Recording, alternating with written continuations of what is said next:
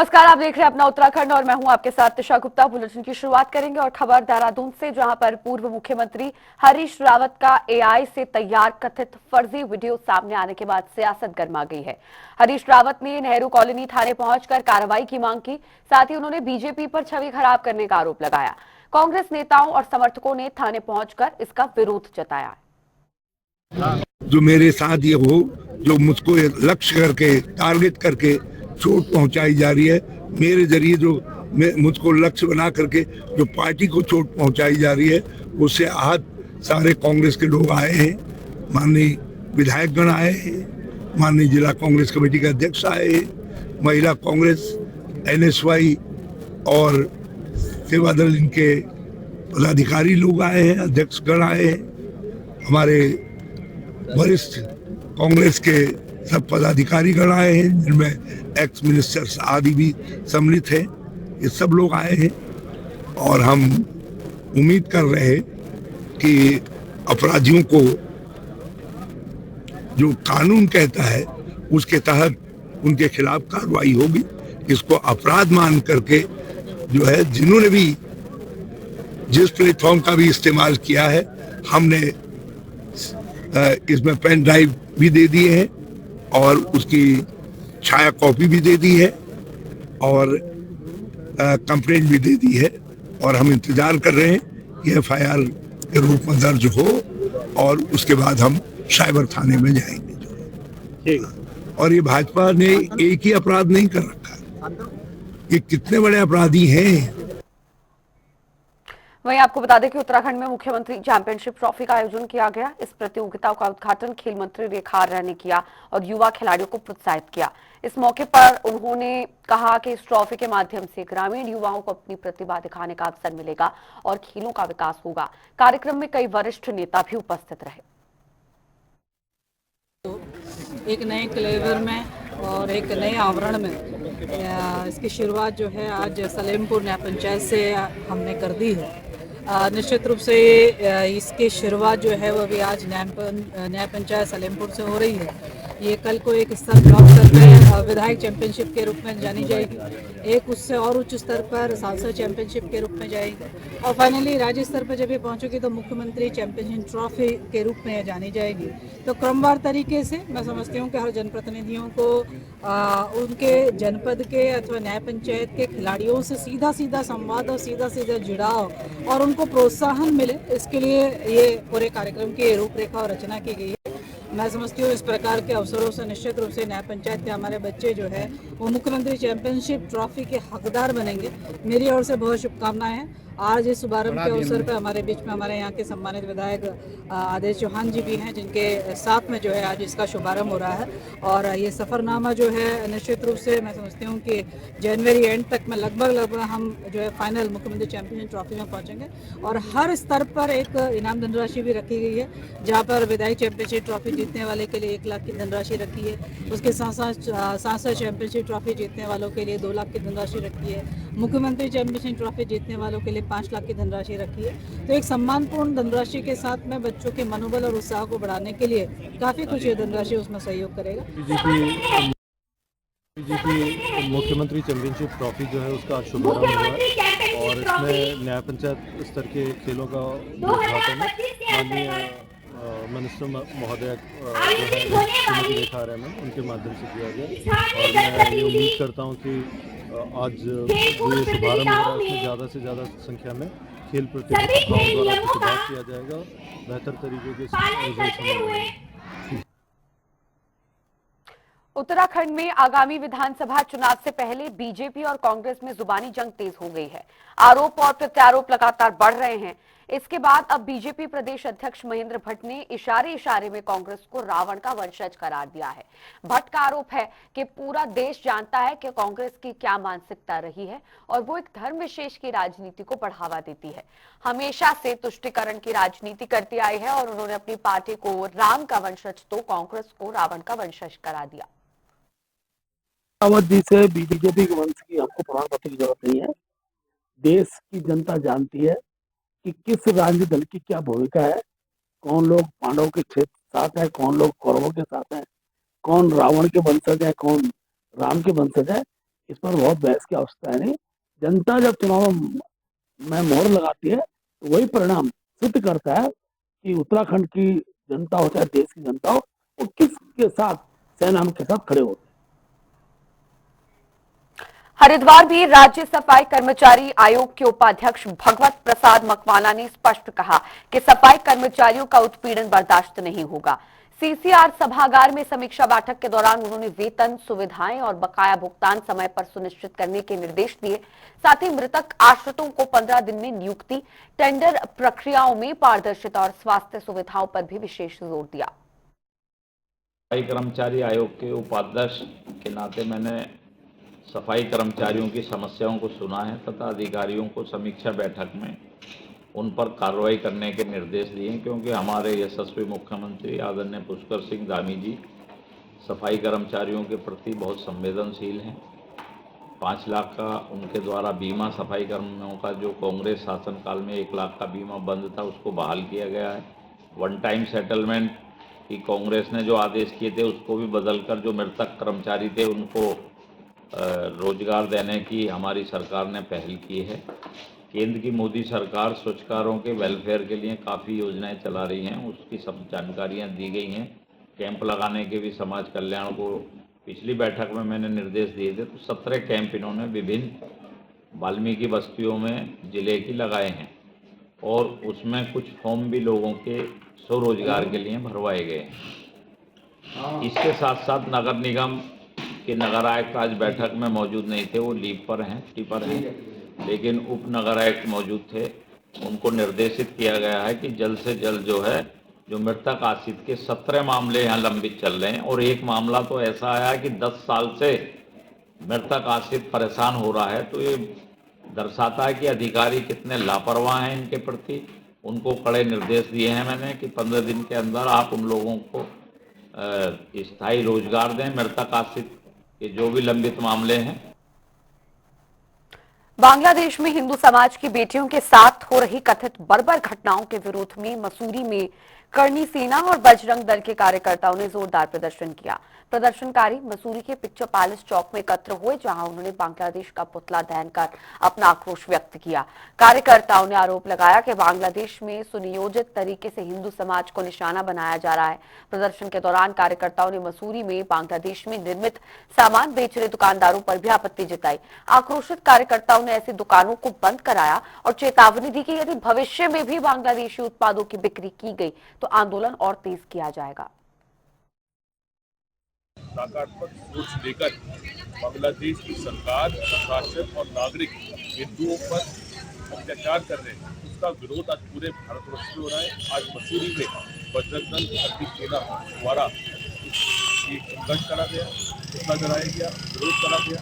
और ये बात मैं स्पष्ट कर देता हूँ, जिस प्रकार से दीपू दास जैसे हिंदू नागरिक को बांग्लादेश के नागरिकों ने फैक्ट्री से छेड़कर बाहर निकाला और मैंने बार मना करने के बाद जान से मार दिया, कपड़े उतारकर पेड़ पे टांग दिया, ऐसी प्रकार से की गई है। इसकी हम आलोचना करते हैं, निंदा करते हैं। राष्ट्रीय स्तर पर मैं यूएनओ से, अंतर्राष्ट्रीय संगठनों से निवेदन करूंगा कि भारतीयों पर हो रहे समस्त ऐसे तांडव और समस्त ऐसी परेशानियां और इस प्रकार से उन पर अत्याचार हो रहा है, इनका संज्ञान लेते हुए समस्त हिंदू नागरिक पूरे विश्व में जितने भी है सबकी सुरक्षा का संज्ञान लें और उनको सुरक्षा प्रदान करें। आपने देखा होगा हमारे भाई दीपू चंद्र दास को बांग्लादेश में मारने के बाद जिंदा जलाया गया।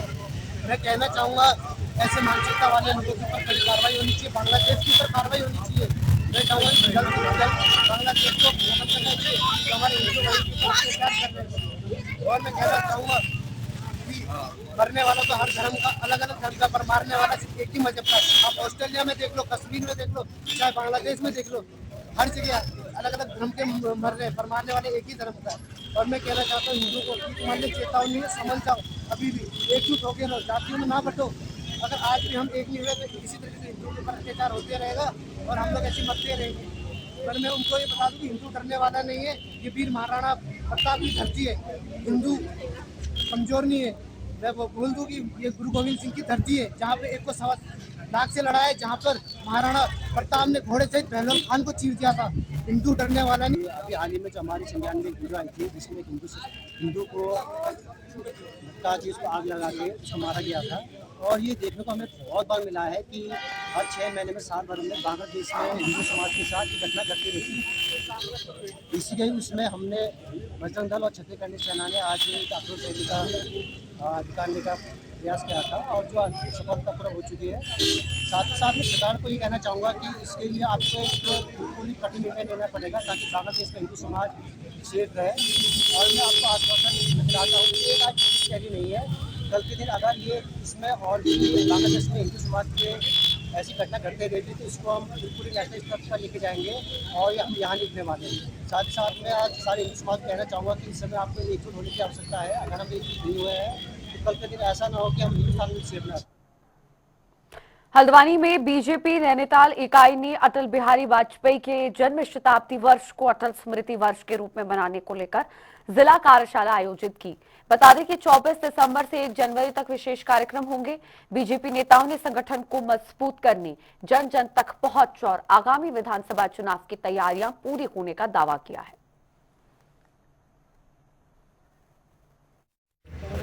और आज यहाँ क्या चल रहा है? ये भारतीय जनता पार्टी के पूरे नैनीताल जिले की आज कार्यशाला है और 24 तारीख से 1 जनवरी तक पूरे जिले में कार्यक्रम होने हैं। सरकार के अपने कार्यक्रम होने हैं और संगठन के अपने कार्यक्रम होने हैं। संगठन के अपने बाल दिवस होना है, अपना अटल बिहारी वाजपेयी जी का जन्म दिवस आ रहा है 25 दिसंबर को, उसके कार्यक्रम होने हैं।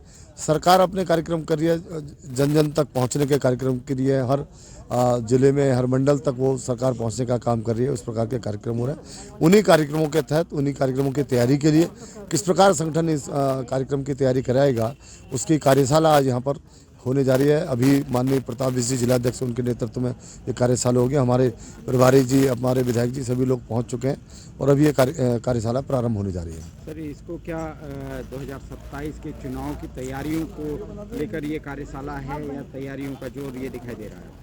मैं समझता हूँ कि भारतीय जनता पार्टी प्रत्येक दिन कोई ना कोई कार्यक्रम करती है। अब इसको आप 27 से जोड़ दें, 29 से जोड़ दें, 34 से जोड़ें, ये आपका हिसाब है कैसे जोड़ेंगे।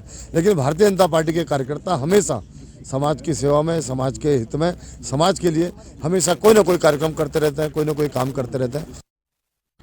भारतीय जनता पार्टी सक्रियता के रूप के लिए जानी जाती है और अपने लगातार कार्यक्रम निरंतर चलते रहते हैं। इसी क्रम में 2 कार्यक्रम अपने अभी अटल जी का एक बहुत बड़ा अपना कार्यक्रम रहता है, क्योंकि एक बड़ा विराट व्यक्तित्व उनका था। उनके व्यक्तित्व को जनता तक पहुंचाने के लिए आज यहाँ कार्यक्रम की रूपरेखा तय होगी। और इसके साथ साथ ही वीर बाल दिवस जो एक हमारे यहाँ मनाया जाता है और उसके माध्यम से भी जन चेतना फैलाने का कार्य किया था। तो आज ये दोनों कार्यक्रमों की रूपरेखा आगामी समय के लिए तैयार होगी और आगामी माह के कार्यक्रमों की रूपरेखा कैसी हो, भारतीय जनता पार्टी किस तरह का कार्य करे, इन सब चीज़ों पर चर्चा के लिए आज हमारे जिले के प्रभारी यहाँ पहुँचे हैं, जिले के सह प्रभारी पहुँचे हैं, हमारे सभी सम्मानित विधायकगण, हमारे प्रदेश पदाधिकारी सभी लोग यहाँ पहुँचे हैं। तो आज ये जिला की कार्यसमिति यहाँ आज संपन्न होने जा रही है। और वहीं आपको बता दें कि उत्तरकाशी में गांधी मनरेगा कर्मचारी संगठन की प्रेस कॉन्फ्रेंस हुई। इस दौरान प्रदेश अध्यक्ष ने राजस्थान और हिमाचल की तर्ज पर समायोजन की मांग उठाई।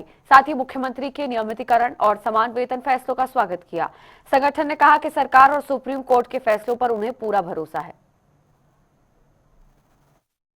माननीय मुख्यमंत्री द्वारा प्रदेश हित में बहुत अच्छे निर्णय लिए जा रहे हैं, जैसे कि यूसीसी, धर्मांतरण, भूमि अध्यादेश आदि पे बहुत अच्छा डिसीजन लिया गया है माननीय मुख्यमंत्री जी द्वारा। उसी प्रकार से 10 वर्ष की जिनका सभी कर्मियों को 10 वर्ष की सेवा पूर्ण हो चुकी है, उनको भी परमानेंट किया जा रहा है। उसी प्रकार उपनल कर्मियों को भी जिनकी सेवा 12 वर्ष पूर्ण हो गई है, समान कार्य समान वेतन दिया जा रहा है। मनरेगा कर्मियों को भी कई बार आश्वासन दिया गया है और हमें पूर्ण विश्वास है माननीय मुख्यमंत्री जी पे, क्योंकि बार बार उनके द्वारा भी पत्र दिए जा रहे हैं, माननीय मंत्री जी द्वारा भी पत्र दिए गए हैं और कोर्ट का डिसीजन भी है कि मनरेगा कर्मियों को नियमित किया जाए। तो हमारा सरकार से एक ही आग्रह है कि मनरेगा कर्मियों को नियमित करने की। लक्सर में बिजली चोरी के खिलाफ विजिलेंस की बड़ी कार्रवाई हुई है। देहरादून से पहुंची विजिलेंस टीम ने पुलिस और विद्युत विभाग के साथ 5 गांवों में छापेमारी की। इस दौरान करीब 75 घरों में बिजली चोरी पकड़ी गई और 17 अवैध कनेक्शन काटे गए। साथ ही लगभग 22 लाख रुपए का जुर्माना भी तय किया गया है। की टीम देहरादून से आई, लगभग 5 गाँव में जो छापे मारे, जिसमें 75 चोरी और 17 कनेक्शन काटे गए, जिसका अमाउंट लगभग 22 लाख है। क्या आगे भी कार्रवाई जारी रहेगी? जी बिल्कुल, इस तरह की कार्रवाई आगे भी जारी रहेगी। आज जो है देहरादून से आई टीम विजिलेंस के साथ में जो है पीएससी साथ में और संबंधित थाने से हमने संपर्क करा। उस संपर्क के साथ में पुलिस बल के साथ में लगभग जो है 70 से 75 लगभग के कनेक्शन कटे और जो है 17 कनेक्शन कटे, जिनकी 22 लाख के अमाउंट है। और ये कार्रवाई आगे भी होती रहेगी और जो है हमारे पास में जो कंप्लेंट आती हैं उसके अनुसार भी हम जो है समय समय पर करते रहते हैं आगे भी। हरिद्वार के रानीपुर कोतवाली क्षेत्र में हुए लैब कर्मचारी हत्याकांड का पुलिस ने 11 महीने बाद खुलासा किया है। प्रेम प्रसंग के चलते होमगार्ड अभिमन्यु ने युवक वसीम की गोली मारकर हत्या की थी। पुलिस ने आरोपी को गिरफ्तार कर हत्या में प्रयुक्त तमंचा बरामद कर लिया है। तो वहीं महिला होमगार्ड की भूमिका से पुलिस ने इनकार किया है। रानीपुर के गढ़मीरपुर निवासी वसीम, जिसकी 17 जनवरी 2025 को गोली मार के हत्या कर दी गई थी और पिछले 1 साल से ये केस अनवर्कड आउट अभी चल रहा था। पिछली लगातार क्राइम मीटिंगों में इस पर चर्चा होती थी और विशेष टास्क इसमें जो हमारी टीम है, जिसमें CIU की एजेंट है, हमारे ASP हैं, हमारे थाना पुलिस है, SP सिटी SP क्राइम, सभी लोगों ने इस पर मेहनत करी। एक जो बात इसमें था, जो वसीम है ये संविदा में कार्यरत था, लैब टेक्नीशियन का काम करता था और कोई जाहिरा इसकी इस प्रकार से कोई रंजिश नहीं नज़र आ रही थी। लेकिन एक बात जो बार बार नज़र आई थी कि एक स्कूटी जिससे इसको लगातार पीछा किया जा रहा था, तो पुलिस ने बैक ट्रैक करते हुए उस स्कूटी के बारे में और जितने भी इसके नियर डियर लोग थे उसकी इस प्रकार की इस कलर की स्कूटी को हम लोगों ने आइडेंटिफाई किया। तो ये बात सामने आई कि एक व्यक्ति जिसका नाम अभिमन्यु पुत्र अर्जुन है, जो उसके लगातार संपर्क में भी था और होमगार्ड में वो भर्ती भी रहा है। एक महिला मित्र को लगातार वादी ये जो हमारा मृतक है इसके द्वारा फ़ोन पे मैसेजेस करके परेशान किया जा रहा था, उसको लेके उसके मन में एक रंजिश चल रही थी, जिसका फ़ायदा उठा के पूरी रेकी के साथ 17 जनवरी को उसके द्वारा इसकी हत्या की गई थी। पुलिस ने कल अभियुक्त को हिरासत में लिया था। उससे पूछताछ करने के बाद उसके द्वारा समस्त घटनाओं को स्वीकार किया है और जिस असलहे से ये हत्या की गई थी पुलिस ने उसको भी बरामद किया है। इस प्रकार से 1 साल से ये जो अनवर्कड आउट केस था ये बहुत अच्छे तरीके से वर्कआउट आउट हुआ है। इसमें मैं पूरी टीम को बधाई देता हूँ और जो मेरे स्तर से इनाम के साथ साथ मैं कोशिश करूँगा इसको विवेचनाओं में उत्तम विवेचना के लिए से सम्मानित किया जाना चाहिए। देखिए, कोई जाहिरा रंजिश उस लड़के के सामने नहीं आ रही थी और लगातार हम लोग अलग अलग एंगल पर बात कर रहे थे, लेकिन एक बात जो उसकी स्कूटी का जरूर सामने आया था, उसका नंबर आइडेंटिफाई नहीं हो रहा था, उसमें एक व्यक्ति ही दिखाई दे रहा था, बहुत हेजी सा, क्योंकि रात के समय की ये घटना है। इसलिए कई लोगों से इस संबंध में पूछताछ की गई, उसके गांव के लोगों से, उसके आसपास जिस वक्त पुलिस में वो काम करता है उसके आसपास जितने भी संदिग्ध लोग हमें नजर आए थे सबसे पूछताछ की जा रही थी। ये वाला एंगल कि वो एक पूर्व में एक महिला के संपर्क में था, ये बहुत बाद में बात का खुलासा हुआ, उसी को लेकर पुलिस आगे बढ़ी, तब इसका निश्चित तौर पर एक उत्तम खुलासा किया गया। हल्द्वानी में पहाड़ी आर्मी ने नगर अध्यक्ष फौजी भवन के नेतृत्व में नगर निगम आयुक्त का घेराव किया। इस दौरान उन्होंने सड़कों की बदहाली, धूल और दूषित पानी से बीमारियों का आरोप लगाया। साथ ही 10 दिन में काम न होने पर तालाबंदी की चेतावनी दी। तो वहीं नगर आयुक्त परितोष वर्मा ने सड़कों को जल्द ठीक कराने का आश्वासन दिया है।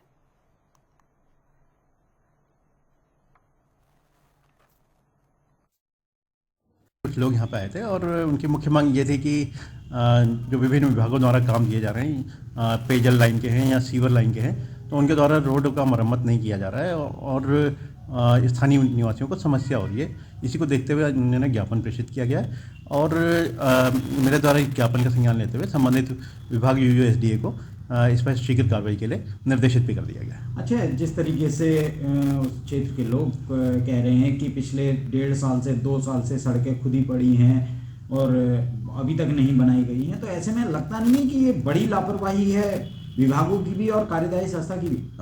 देखिए, बीच में क्योंकि मानसून सत्र भी था और सीवर लाइन पड़ने के बाद एक निश्चित अवधि के लिए सड़क को छोड़ा भी जाता है ताकि उसमें रोड में जो भी सेटलमेंट होना है हो जाए। तो अगर इस अवधि के बाद भी, पूर्ण होने के बाद भी रोड नहीं डाली जाती है तो वो एक जांच का विषय भी है। और माननीय आयुक्त महोदय द्वारा भी स्पष्ट निर्देश दिए गए हैं कि वर्किंग एजेंसी द्वारा एक बोर्ड लगाया जाएगा जिसमें सड़क निर्माण कार्य होने का तिथि और साथ ही निर्माण पूर्ण होने की तिथि भी उसमें अंकित की जाएगी। तो ये अनुपालन भी विभाग द्वारा सुनिश्चित कराया जा रहा है। आज हम जब इनके घर में गए, इन्होंने कल बताया था कि मेरा घर बैठ रहा है, घरों के अंदर से पानी निकल कर पीछे वाले खेत में निकल रहा है। और ये समस्या सिर्फ इनके घर की नहीं है, इतने लोग जो उस कॉलोनी के आए हैं, चंद्रावत कॉलोनी वार्ड नंबर 52 के, तो हम पूरे शहर में घूमते हैं तो ये समस्या पूरे शहर की है। और खोदने के बाद छोड़ दिया जाता है। इससे पहले हम हमारे जिलाध्यक्ष कांडवाल जी के कॉलोनी में गए थे, उसके ऊपर वाली कॉलोनी भी सेम यही समस्या से ग्रसित थी। अगर आज 2025 में हम प्लानिंग नहीं कर पा रहे हैं और हम सरकार चला रहे हैं 1995 के हिसाब से, तो आज हम जनता को कैसे संतुष्टि दे पाएंगे? सोचिए, जब हम कह रहे हैं कि हम काम कर रहे हैं, काम करने के बाद सीवर लाइन भी डाल रहे हैं, सीवर लाइन में गैस पाइपलाइन पड़ रही है, उसके बाद पानी की पाइपलाइन पड़ रही है, लेकिन उसके बाद उसको ऐसे ही छोड़ दिया जा रहा है। सर, हमारी रोड जो ठीक है, रोड बन रही है, वो अच्छी बात है, रोड बन रही है, नालियाँ बन, वो गैस की लाइनें पाइपलाइन खुद रहते अच्छा है। तो एक खोदना भी तो टाइम पर चाहिए उसको। वो खोद दिया था 2023 में 2023 में फरवरी में खोद दिया गया था। वो एक साल से हमारी रोड बिल्कुल इतनी खराब हो रही, ना उसमें बुलडोजर चलाया गया, ना उसको बराबर किया गया। नालियाँ पूरी भर चुकी है, पानी अंदर का जो आ रहा है सब लोगों का बाहर, वो पानी सब हमारे घर में घुस रहा है। घर में घुस के वो पानी पीछे खेत में जा रहा है। हमें अपनी शिकायत क्या, खेत वाले की भी शिकायत कि तुम्हारे घर के अंदर से हमारे खेत में पानी आ रहा है। पूरी दीवारें टूट चुकी हैं, मकान बैठ चुका है। हमारा ही नहीं, जो भी मेरे पीछे आप देख रहे हो, हमारे साथी सबके मकान में पानी घुसा है, सबके दीवारों में छेद कर चुका है। और किसी को कोई परवाह नहीं है, कोई ना अधिकारी आ रहे हैं, ना कोई पार्षद आ रहा है, ना कोई नेता आ रहे हैं। वोट मांगते समय इन लोगों को हमारे घर का दरवाजा रास्ता दिख जाता है। हल्द्वानी में लांबा चौड़ के बच्ची नगर में उस समय सनसनी फैल गई जब एक ही घर में 2 सगे भाइयों के शव मिले। सूचना पर पुलिस और सीओ मौके पर पहुंचे। मृतकों की पहचान मनोज और सुनील के रूप में हुई है। मामला संदिग्ध बताया जा रहा है, तो वहीं पुलिस जांच में जुटी है और पोस्टमार्टम रिपोर्ट के बाद कारणों का खुलासा होगा।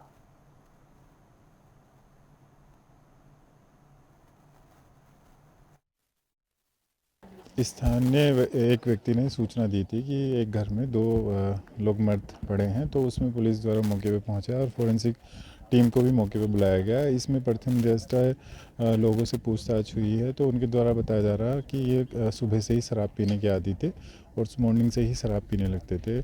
तो इनके परिजन भी आ गए हैं, इनकी बहनें हैं वो आ गई हैं, जिन्होंने इनकी पहचान कर ली है। एक का नाम मनोज है और दूसरे का नाम सुनील है। इसमें प्रथम दृष्टया फोरेंसिक जो चीज़ें हैं उनको कराकर पंचायत नाम भर के पोस्टमार्टम की कार्रवाई कराई जा रही है।